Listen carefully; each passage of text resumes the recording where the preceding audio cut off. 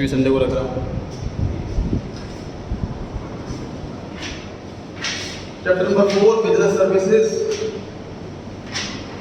Page number 83। Topic start हो रहा है कि types of insurance. Topic start हो रहा है types of insurance.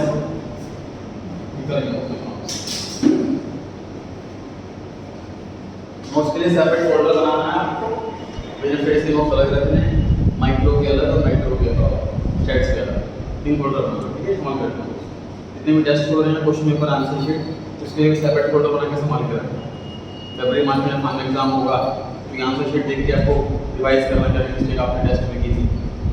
Generally student की जो मिस्टेक होती है वो रिपीट होती है।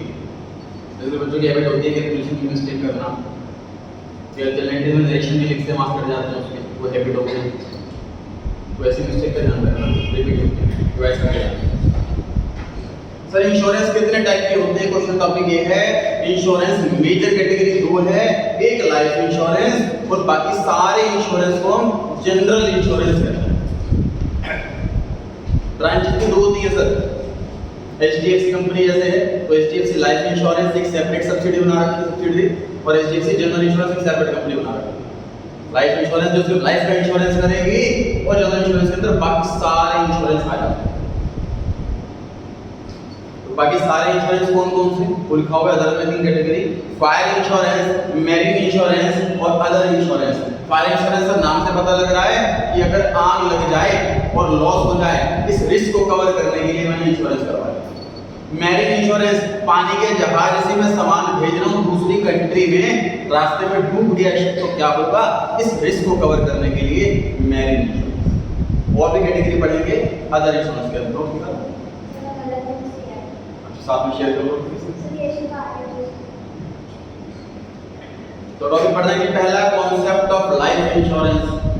Under life insurance the amount of insurance is paid on the maturity of the policy और death of the policy holder whichever is earlier, जो पहले हो जाए। अपनी बात करो सर, एलआईसी करवा रखी है मैंने अपनी 81 लाख की, 11,000 पर मंथ उसका इंश्योरेंस प्रीमियम जाता है। 16 इयर्स तक मुझे पे करना है, उसके बाद 9 इयर्स स्टे रहेगा, ना पैसा लेना ना पैसा देना, और 25th ईयर में ये मुझे पैसे मिलने हैं। ये ऑलमोस्ट मैंने कैलकुलेशन लगा रखी है, ऑलमोस्ट 4 टाइम्स मुझे पैसा मिलता है जितना मेरा प्रीमियम जाएगा। मेरा प्रीमियम कितना जाएगा? 11,000 per month multiply by 12 annual हो गया, मल्टीप्लाई बाय 16 थोड़ा सा करना, उसके बाद 9 इयर्स कुछ नहीं करना, 25वें साल में मुझे 81 लाख रुपए मिल जाएंगे। ठीक, अगर 25 ईयर से पहले कुछ हो जाता, भगवान करना हो, तो पैसे तक मिल जाएंगे। तो मैच्योरिटी की डेट जो कि 25 साल बाद है, और death which ever is earlier। Insurance वाले केस में इंटरेस्ट रेट थोड़ा सा कम होता है क्योंकि रिस्क कवर भी करके चल रहा है। इंश्योरेंस करने के बाद अगले दिन कुछ हो जाए तो मैंने तो भरे सिर्फ 11,000 रुपये, मुझे मिल गए 81 लाख, मतलब फैमिली को मिल गए 81 लाख। कितना ज़्यादा लॉस हो गया कंपनी को देखा जाए, बहुत सारे इंटरेस्ट रिस्क में कम होगा। ठीक है, ऐसे बहुत सारे टाइप्स हैं इंश्योरेंस के, इसके एग्जांपल दिए मैंने आपको। कुछ ऐसे भी होते हैं इसमें डेथ पर ही पैसा मिलेगा, बस मैच्योरिटी को डेट कोई है, ऐसे भी सारी कैटेगरी पढ़ी है इसके अंदर। यहाँ पे क्या लिखा था मैंने पढ़ा, मैच्योरिटी और death whichever is earlier. आगे लिखा if the policy holder survives till maturity, maturity तक अगर वो जिंदा रहता है, he enjoys the amount of insurance, को पैसा मिल जाता है। If he dies before the maturity, maturity से पहले 25 साल से पहले डेथ हो जाती है, then insurance claim helps in maintenance of his family. Family को मेंटेनेंस की दिक्कत नहीं होगी, पैसों की दिक्कत नहीं होगी, गरीबी में नहीं आएगी। इंश्योरेंस इसलिए कराया जाता है। The insurance company insures the life of a person in exchange for a premium. Insurance company को बदले में क्या मिल रहा है? प्रीमियम। जो 11,500 रुपए इसको हम प्रीमियम वर्ड बोल रहे हैं। Which may be paid in lump sum. Lump sum मतलब एक ऐसी पॉलिसी भी आती है सर जिसमें मैं कंपनी को, इंश्योरेंस कंपनी को 1 लाख रुपए दूंगा अभी बस, और 25 साल बाद मुझे करीब 3 लाख रुपए मिल जाए। जो 4 लाख मिल जाए, जो भी देखो एज के अकॉर्डिंग भी प्रीमियम होता है। एज ज़्यादा होगी तो डेथ के चांस ज़्यादा है, तो फिर इंश्योरेंस का प्रीमियम ज़्यादा हो जाएगा। एज जितनी कम होगी डेथ की चांस उतने कम होगी, तो प्रीमियम भी कम हो जाता है। एज वाइज डिपेंड करता है कौन सी सिटी में रहते हैं। सर मेट्रो सिटी में दिल्ली वगैरह में ज़्यादा महंगा प्रीमियम, क्योंकि पॉल्यूशन ज़्यादा, डेथ के चांस ज़्यादा।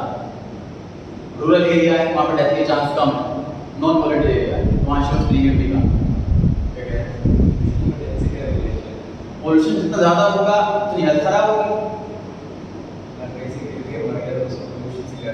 नहीं सुनो, हमें सारे फैक्टर देखना है ना ब्रदर। आप ये बताओ कि मैं इंश्योरेंस कंपनी, आप इंश्योरेंस कंपनी, आप इन दोनों को इंश्योरेंस करना, एक गांव में रहता है और एक शहर में रहता है, तो आप हिसाब में लगाओगे जो शहर में रहता है उसके चांस ज़्यादा है डेथ के। शहर की लाइफ टफ है, सुबह सुबह ऑफिस के लिए निकल जाएगा 2 घंटे दूर बाइक चला कर, वहाँ डेथ के चांस ज़्यादा बढ़ रहे हैं। गाँव वाला रोज में काम कर रहा है, कितने काम कर रहा है, वहाँ क्या रिस्क है इसका, और पॉल्यूशन में काम कर रहा है, उसकी बीमारियाँ बढ़ेंगी, कैंसर बढ़ेगा, बीपी बढ़ेगी, डायबिटीज बढ़ेगी। गाँव वाले को डायबिटीज कम होती है, बीपी कम होता है, और बिल प्रीमियम ज़्यादा होगा इसका, क्योंकि लोग क्या तो इसीलिए हो सकती है ना। इसमें लिखा हुआ लमसम मतलब वन टाइम में पैसे दे दिए बस, और पीरियोडिकली मतलब कि पीरियड वाइज, जैसे मैंने पीरियोडिकल मेरा 11,000 का महीना, ऐसे क्वार्टरली भी करवा सकते हैं, हाफ ईयरली भी दे सकते हैं, ईयरली भी दे सकते हैं। मैक्सिमम केस में लोग पीरियोडिकली वाली करवाते हैं। अब आएंगे टाइप्स ऑफ इंश्योरेंस पॉलिसी। पहला है whole life policy. Under this policy, the sum insured is not payable earlier than death. The sum becomes payable to the heir of the deceased. ऐसे इंश्योरेंस पॉलिसी को ना term plan बोलते हैं। इसके policy वगैरह में ऐड में देखे होंगे, मैंने पॉलिसी वगैरह से पॉलिसी करवा रखी है। पर एनम इतना प्रीमियम जाता है मेरा 1 करोड़ की पॉलिसी। तो यहाँ देखो, यहाँ पे 81 लाख मिल रहा है, पैसे कम मिल रहे हैं, मैं कितना अमाउंट दे रहा हूँ 11,500 पर मंथ, मतलब कि ऑलमोस्ट 1.5 लाख रुपए महीना हो गया साल का। 1.5 लाख रुपए साल का दे रहा हूँ यहाँ पर 81 लाख के लिए, और यहाँ सिर्फ 13,000 रुपए दे रहा हूँ साल का, 1 करोड़ रुपए। यहाँ बहुत ज़्यादा पैसा मिल रहा है, बहुत कम पैसे दे करके, यहाँ कम पैसा मिल रहा है ज़्यादा दे करके। तो फर्क क्या है दोनों में? इसके टर्म इंश्योरेंस है सर, इसका पैसा सिर्फ डेथ पर ही मिलेगा। कोई 25 साल का, 10 साल का, 20 साल का कोई चक्कर नहीं है, पैसा जो मिलेगा वो सिर्फ डेथ पर ही मिलेगा। इसमें ये कंडीशन है, इसलिए ये पॉलिसी सस्ती है। डेथ 70 की एज हो, 80 की एज हो, भी तो मिलेगा पैसा, और इसमें 25 साल में इंश्योरेंस कंपनी को देना ही पड़ेगा पैसा, इसलिए प्रीमियम महंगा होगा। तो जो पहले वाला है ये वाला जो टर्म प्लान बैठ जाते हैं 400 रुपये में टोटल इंश्योरेंस, वो ये वाला होगा 400 का महीना से शुरू। तो अगर 20-22 साल की एज में शुरू करवा देते हैं तो इतना ही पड़ता है 400-500 रुपये महीना में 1 करोड़ रुपये। तो ये वाला जितनी इसमें भी जितनी एज का उतना प्रीमियम हो। इसमें तो बहुत कम डिफरेंस आता है, इसमें बहुत ज़्यादा डिफरेंस आता नहीं है। मतलब 2 साल बाद करवाऊंगा तो 18,000 का होगा, और 2 साल बाद कराऊंगा तो ये 22,000 रुपये का, कितना फर्क है। Point number 2, endowment life insurance policy. Under this policy, the insurer undertakes to pay the assured to his heirs. Heirs कौन है सर? नॉमिनी है, लीगल हेयर। heirs और नॉमिनी लिखा हुआ है, तो क्या फर्क है दोनों में? सर नॉमिनी कौन है? जब मैं अपनी इंश्योरेंस पॉलिसी कराऊंगा तो उसमें नॉमिनी के कॉलम में नाम फिल करूंगा। वो मेरे डैडी हो सकते हैं, मम्मी हो सकती है, वाइफ हो सकती है, सिस्टर हो सकती है, बच्चे हो सकते हैं। उनका नाम लिखूंगा तो मेरे को कुछ हो जाता है तो पे उनको मिलेगा, इसका नाम लिख देगा। अगर मैं नॉमिनी का नाम नहीं लिखा, या फिर मेरी डेथ से पहले नॉमिनी की डेथ हो गई तो क्लेम का मैसेज को दे जाना वही नहीं। तो ऐसे केस में फिर लीगल हेयर्स, मतलब कि जो मेरे बाद जिसकी प्रॉपर्टी लीगली बनती है उसको मिलेगा। उनका हस्बैंड के वाइफ के बाद डेथ के बाद वाइफ को मिलती है प्रॉपर्टी।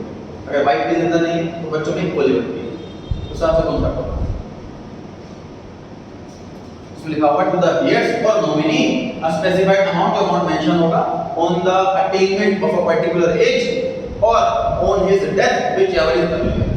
तो जो भी चीज पहले होता है ये वाली पॉलिसी है, एंडोमेंट लाइफ इंश्योरेंस पॉलिसी। ये एज पे मिल जाएगा या फिर डेथ पे जो पहले हो जाएगा, ये वाली पॉलिसी एंडोमेंट पॉलिसी। इसका एलआईसी का भी टीम में आता है एंडोमेंट पॉलिसी करेगा। Point number 3, joint life policy. से देखो क्या होता है, ध्यान से देखो।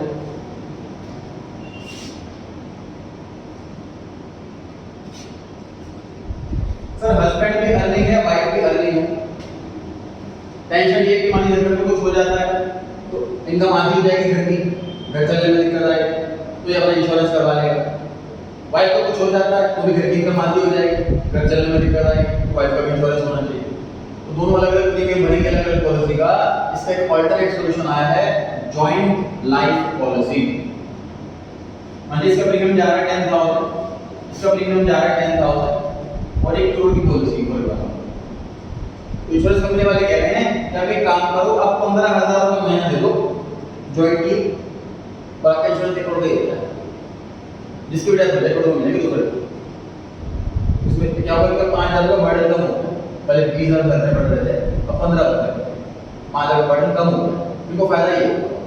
इंश्योरेंस कंपनी को फायदा क्या होगा कि अब 2 करोड़ के लिए 1 करोड़ के देने, तो पहले इसके डेथ पर 1 करोड़ अलग देता इंश्योरेंस कंपनी, सिर्फ 1 करोड़ अलग दे दे, और इंश्योरेंस कंपनी से 1 करोड़ रुपए दे, इंश्योरेंस कंपनी का फायदा होगा, दोनों को फायदा होगा। समझ आ रही है? इसे बोलते हैं joint life policy. It involves the insurance of 2 और मोर लाइफ साइमल्टेनियसली, एक साथ दोनों की लाइफ कवर कर रहे हैं।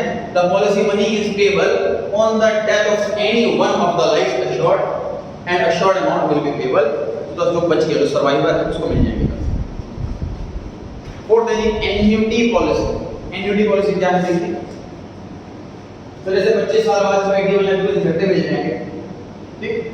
मैं चाहूंगा आज से 25 साल बाद मैं रिटायर हो जाऊंगा और मुझे ऐसा कुछ पॉलिसी चाहिए, मैं इंश्योरेंस कंपनी के पास जाके बात करता हूँ, मुझे ऐसी पॉलिसी चाहिए सर कि मुझे महीने के 1 लाख रुपए मिलते रहें या 50,000 महीना मुझे मिलते रहें मैच्योरिटी के बाद, मुझे ऐसे पैसे चाहिए। 10 लाख कैसे खर्च करूँगा, वो इनकम चाहिए, उसमें शायद इनकम नहीं बचे। एन्युटी पॉलिसी एक ऐसी पॉलिसी है जिसमें हम आज पैसा जमा करते रहते हैं और मैच्योरिटी पे अच्छा खासा अमाउंट बन जाएगा। इंश्योरेंस कंपनी इकट्ठे नहीं देगी पैसा, वो मैं इंस्टॉलमेंट में देती है। लोग कितने से रिटायरमेंट प्लान करवाते हैं।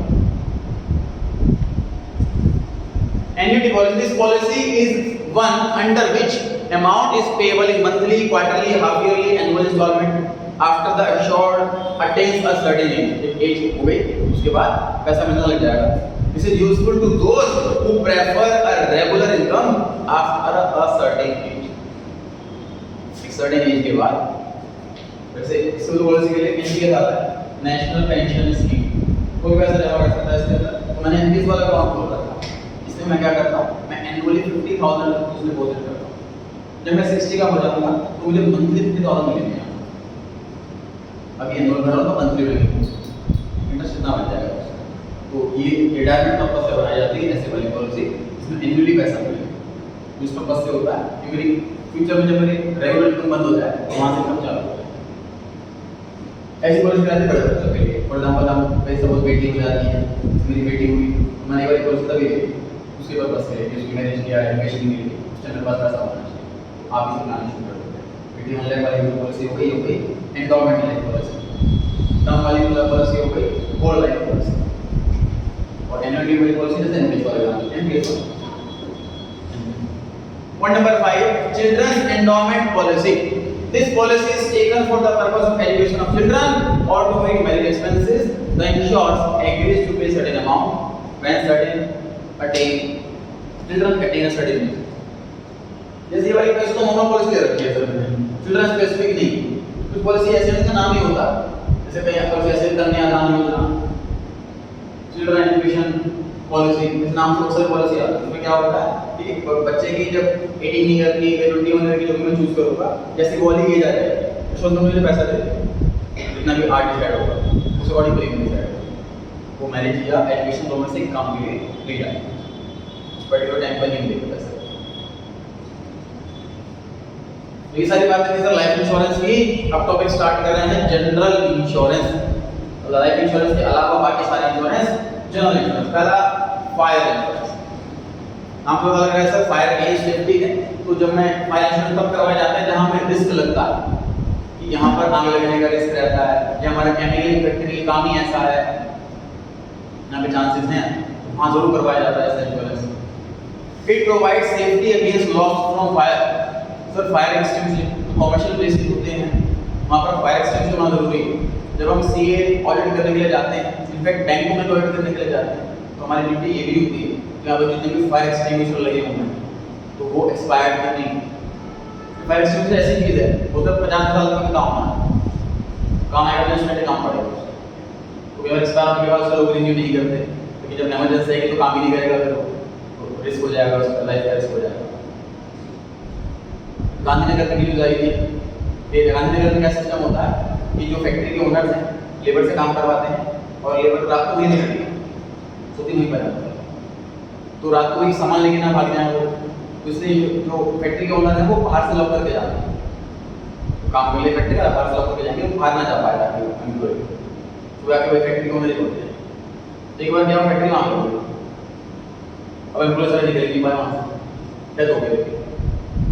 उसके बाद फिर काफ़ी ये न्यूज़ में आया, काफ़ी गेम आया कि भाई चीज़ गलत है, एम्प्लॉय का आपको रोकना, बाहर से लॉक करना, सेफ्टी मेजर्स ना रखना, वहाँ पर गलियाँ इतनी पतली पतली कि वो जो वैन भी नहीं जा सकती वहाँ पर, तो ये काफ़ी रिस्क वाली चीज़। It provides safety against loss from fire if property of the insured gets damaged. Insured again कौन है? जिसने इंश्योरेंस करवाया, और इंश्योरेंस कंपनी क्या बुलाते हैं? इंश्योरर। इंश्योरेंस करता है इंश्योरेंस कंपनी को इंश्योरर, और जिसका इंश्योरेंस करवाया जा रहा है insured. Insured gets damage due to property as compensation from insurance company. If no such event happens, the insured will not receive anything. हाँ नहीं, लेकिन तो पैसा कुछ नहीं मिलेगा, प्रीमियम पैसा वेस्ट हो गया। तो इस वाली पॉलिसी में लोग क्यों करवाते हैं? इसमें लगता है कि यार पैसा वेस्ट नहीं गया हमारा, जितना मेरा पैसा गया है उतना पैसा मुझे मिल भी जाएगा, डेथ नहीं हुई तो भी पैसा मिल जाएगा और विद इंटरेस्ट मिलेगा। तो उसको ये चीज़ अच्छी लगती है, उसको ये अच्छी लगती है इसमें पैसा इसके अगेंस्ट जाए, लोग यार 13,000 रुपये दिए कुछ नहीं हुआ, पैसा तेरा वेस्ट हो गया, कुछ नहीं मिलता, मतलब वापसी नहीं मिलेगा पैसा, तो पैसा चला गया चला गया। इसके अगेंस्ट नेगेटिव रिव्यू होते हैं। पॉजिटिव है कि अमाउंट बहुत कम है, यहाँ पे अमाउंट बहुत ज़्यादा है।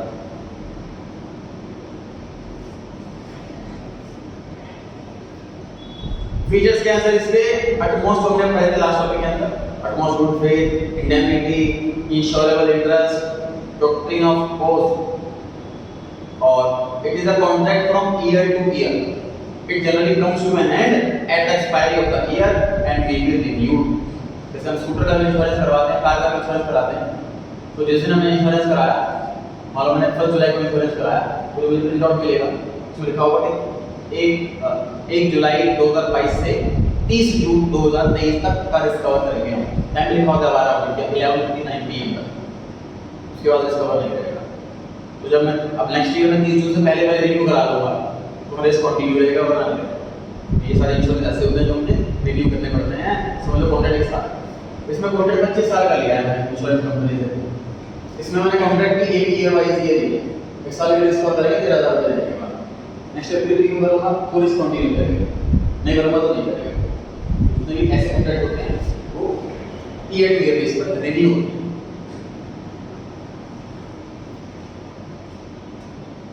Point number B, marine insurance, पानी के जहाज का इंश्योरेंस है। Marine insurance provides protection against loss due to sea. The businessman can get his ship insured by paying premium fixed by the insurance company. The functional principles of marine insurance are the same as the principle of the insurance. Fundamental मतलब जो ऊपर 5 लिखे हैं कि भाई झूठ ना बोले, सब कुछ ऐसे बता दें, जहाज में कोई डिफेक्ट तो नहीं है, कुछ टाइप के तो नहीं है, इंश्योरेबल इंटरेस्ट होना चाहिए, लॉस बचाने की कोशिश करनी चाहिए। जो बेसिक प्रिंसिपल नॉर्मल इंश्योरेंस है वही मेरे इंश्योरेंस है। अदर इंश्योरेंस में आगे sir health insurance, health insurance बड़ा इंपॉर्टेंट हो गया। इंश्योरेंस अगर हेल्थ वाइज कोई इशू हो जाता है, प्राइवेट हॉस्पिटल में एडमिट हो जाते हैं तो लाखों का बिल आ जाता है, तो इंश्योरेंस हेल्थ इंश्योरेंस लेकर के हम उस रिस्क को कवर कर सकते हैं। ये भी एज वाइज बढ़ जाता है, 21,500 पर है ना, ये मेरी फैमिली का जाता है हेल्थ इंश्योरेंस, 15 लाख की पॉलिसी कवर है इसके अंदर। हमारे पूरी फैमिली में से कुछ हो जाता है, एडमिट करना पड़ता है हॉस्पिटल में, 15 लाख रुपए तक इंश्योरेंस कंपनी देगी बिल। कितना बिल होगा? 2 लाख, 3 लाख, 4 लाख, 5 लाख। 1 साल का कॉन्ट्रैक्ट है, 1 साल तक कुछ भी नहीं होगा, पैसा वेस्ट है, हर साल रिन्यू होगा हेल्थ इंश्योरेंस। अच्छा कौन सा की क्योंकि इन्वेस्ट बढ़ता रहता है। पढ़ते हैं इसके अंदर health insurance has gained popularity these days, in fact covid के बाद से तो डबल हो गया है। General insurance companies provide special health insurance policy, जैसे मेडिक्लेम के नाम से। The insurance company charges a nominal premium every year. Nominally बोलेंगे सर कि 15 लाख का इस रिस्क कवर कर रहे हैं सिर्फ 21,000 रुपये करके और 3 दिन होगा रिस्क कवर, तीनों में मुश्किल कुछ हो जाता है. And in return undertake to provide up to stipulated amount, जितना अमाउंट स्टिपुलेट किया जाएगा पॉलिसी के अंदर for the treatment of certain diseases such as health problem, cancer etc. कुछ पॉलिसी ऐसी भी आती है ना स्पेसिफाइड होता है कि ये रिस्क कवर करेगा. अदरवाइज कंपटीशन इतना बढ़ गया है, कंपनियां इतनी सारी आ गई कि सारे रिस्क कवर होते हैं. मतलब हम एडमिट हो रहे हैं किसी भी रीजन के लिए हमें पैसा मिलेगा. छोटी सी कंडीशन होती है एटलीस्ट 24 आवर्स के लिए आप एडमिट होने चाहिए.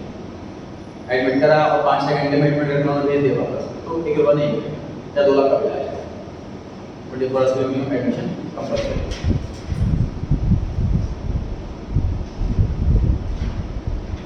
एक बार चार्ट देख लीजिए, कभी डिस्कस कर चुके हैं पहले, पिछले पेज में रीड कर लीजिए एक बार चार्ट.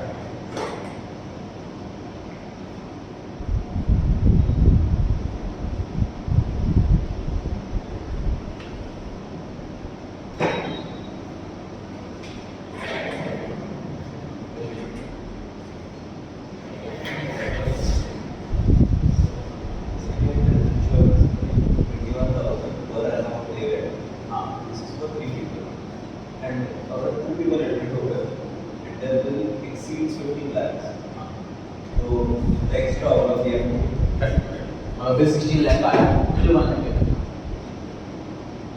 वैसा नहीं है कि एक बंदा एडमिट पर एक ही है, तीनों एक ही बार हो गया admit does not exceed 15 lakh per year की कवरेज देते हैं. 1 ईयर टोटल का मिला मान लो 3 एडमिट हो गए, सब का फिर 5 लाख आया, हमने दे दी.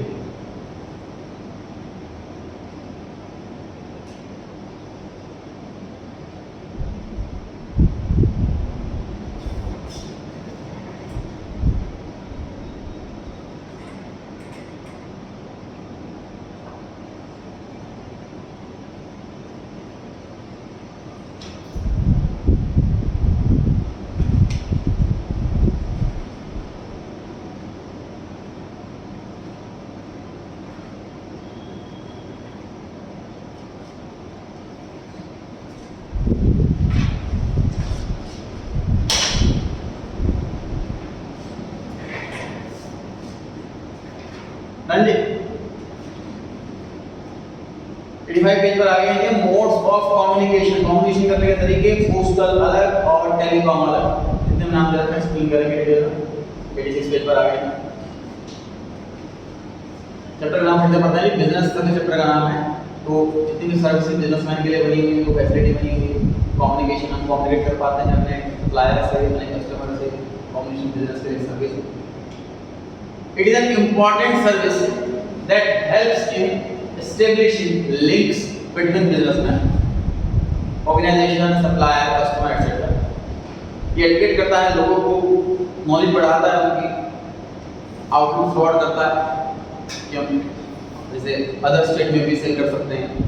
It overcomes the problem of distance between people, businessmen, institutions, and thus helps smooth running of trade, industrial communication.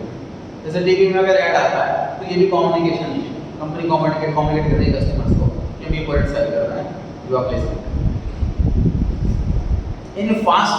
In this fast moving and competitive world, it is essential to have advanced technology for quick exchange of information with the help of electronic media.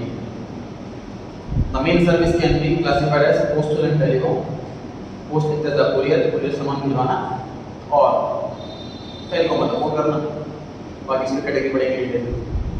Postal services every business sends to outsiders and receives from outsiders several letters, market reports, parcels, money order etc. every day.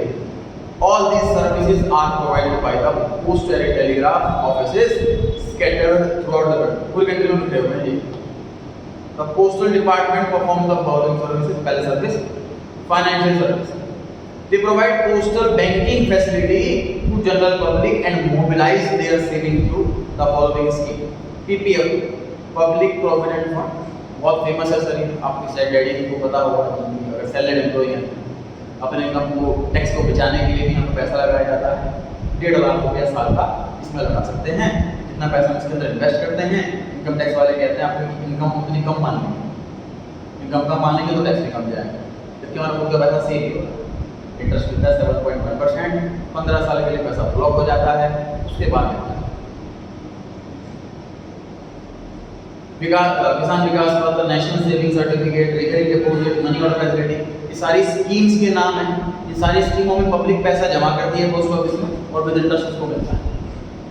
Mail service, the mail services offered by post offices include transmission of message through post card, inland letters, envelopes, etc. Transmission of articles through parcel facility, registration facilities, speed post to provide security of transmitted letters, articles, insurance facility to provide insurance cover of various risks in the course of transmission. Sir हम post के through भी सामान भेजते हैं, कोई भी सामान भेजते हैं। फॉर एग्जांपल मैरिज भी होता है, घर में कुछ रिलेटिव बहुत दूर रहते हैं, तो उनको शादी का कार्ड भी जो है वो पोस्ट से भेजते हैं। यही कॉन्सेप्ट भी होता है। इसमें लिखा होगा अगर हम कोई ऐसी इंफॉर्मेशन भेज रहे हैं पोस्ट में जो हमें लगता है कि शायद कीमती, उसका इंश्योरेंस का फैसिलिटी भी होती है।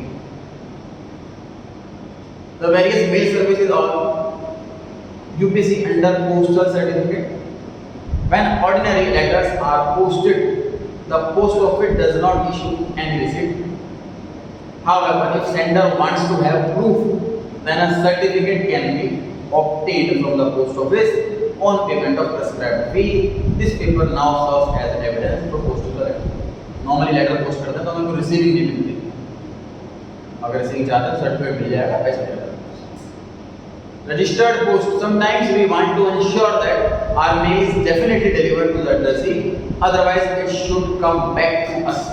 In such situation, the post office offers registered post facility, which serves as a proof that mail has been posted. मतलब मैं पोस्ट से भेज रहा हूँ सामान, अगर वहाँ बंदा नहीं मिलता, घर लॉक मिल जाए और नहीं मिले पर्सन, तो पूरे वापस मेरे घर पहुँच जाए, मैं ये फैसिलिटी चाहता हूँ। Registered parcel, transmission of articles from one place to another in the form of parcel known as parcel post. Postal charges vary according to the weight. मैं कुरियर से कुछ सामान भिजवा रहा हूँ और हैवी सामान भिजवा रहा हूँ, फॉर एग्जांपल किसी रिलेटिव को गिफ्ट भिजवा रहा हूँ, तो उसको तोलते हैं, पोस्ट ऑफिस में वेट मशीन लगी रहती है, तो पर ग्राम के अकॉर्डिंग उनके चार्जेस होते हैं, ना द वेट उतना चार्ज लगेंगे। पैकिंग की हमारी ड्यूटी है कि ऐसे पैक करना है कि रास्ते में खराब ना हो।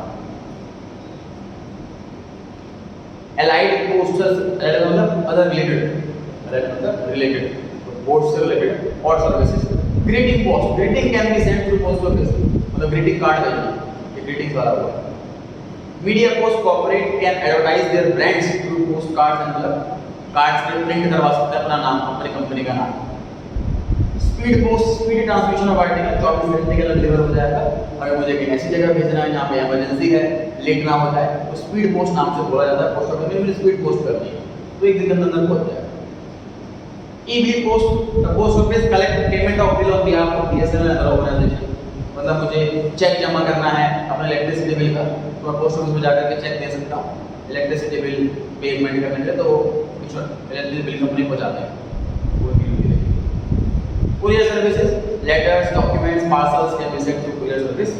Private service, the employee work with more responsibility. मतलब courier service privately भी होती है, पोस्ट ऑफिस तो गवर्नमेंट का हो गया, प्राइवेटली courier service भी होती है, डीटीसी हो गया, अब एक आईपीओ आया था डिलीवरी के नाम से, डिलीवरी, हाँ, तो उनका काम भी यही है, अमेज़न, फ्लिपकार्ट वगैरह, वो ये डिलीवरी बॉय सब सप्लाई करते हैं।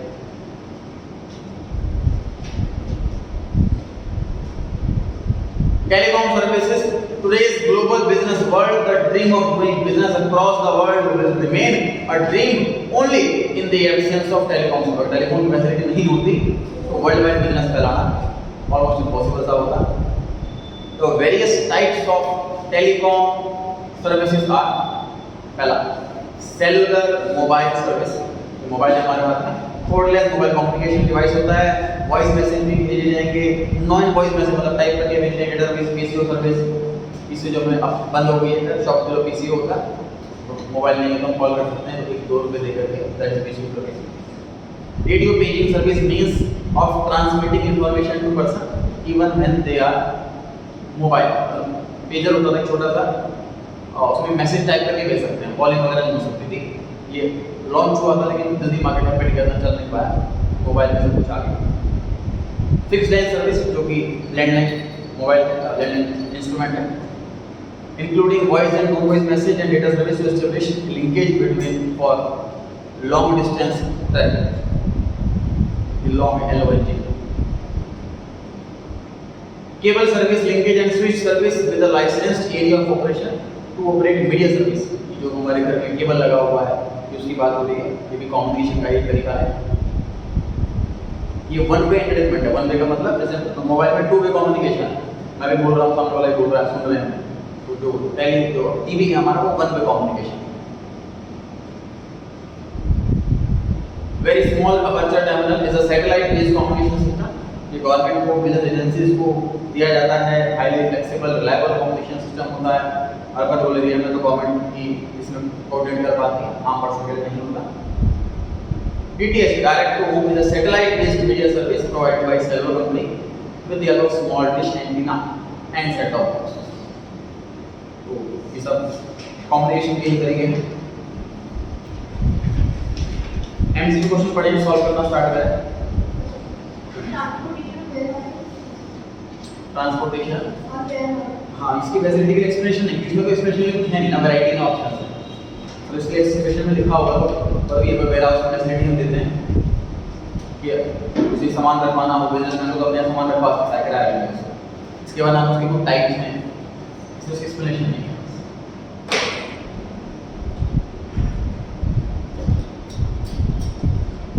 आप नोट्स कर ले सकते हैं सॉल्यूशन करने के लिए। क्वेश्चन पढ़ें, आंसर ढूंढें और टिक लगाएं।